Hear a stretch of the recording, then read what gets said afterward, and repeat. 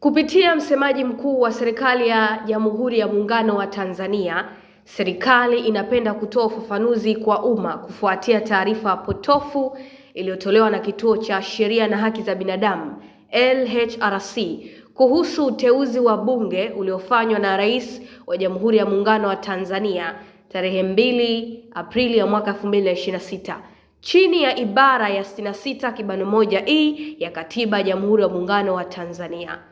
Ni sahihi kuwa kabla ya uteuzi huo Mheshimiwa Angela Kizigha alikuwa mbunge wa Bunge la Afrika Mashariki la EALA. Hata hivyo, kwa mujibu wa ibara ya 51 kibano 3 ya mkataba wa kuanzishwa kwa Jumuiya ya Afrika Mashariki, mbunge wa EALA hukoma kuwa mbunge endapo atateuliwa kuwa mbunge wa bunge la nchi mwanachama.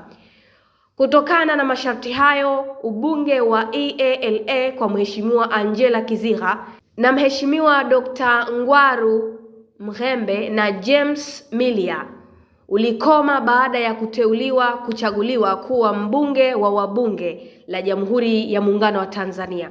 Aidha, ibara ya 50 ikisomwa pamoja na ibara ya 52 ya mkataba inatoa mamlaka kwa bunge la nchi mwanachama kujaza nafasi zilizowazi katika bunge la Jumuiya ya Afrika Mashariki kulingana na ratiba zake kama zinavyopangwa kwa mujibu wa ratiba husika.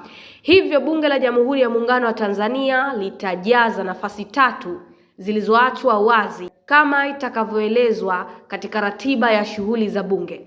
Aidha, inapaswa kufahamika kuwa mchakato wa kujaza nafasi hizo unapaswa kuanza katika vyama vya siasa ili kukidhi matakwa ya ibara ya 50 mabano moja ya mkataba kuanzishwa kwa Jumuiya ya Afrika Mashariki. Kwa msingi huo, serikali inasisitiza kuwa hakuna mgongano kati ya uteuzi uliofanywa chini ya katiba na masharti ya mkataba wa kuanzishwa Jumuiya ya Afrika Mashariki. Wananchi wanahimizwa kupuuza taarifa iliyotolewa na Kituo cha Sheria na Haki za Binadamu LHRC kuhusu suala hili kwa kuwa sio taarifa sahihi ya masharti ya mkataba wa kuanzishwa kwa Jumuiya ya Afrika Mashariki. Imetolewa na Katibu Mkuu Wizara ya Habari, Utamaduni, Sanaa na Michezo na msemaji mkuu wa serikali. Kutoka hapa Zantime Media, mimi ni Amina Lomwecha.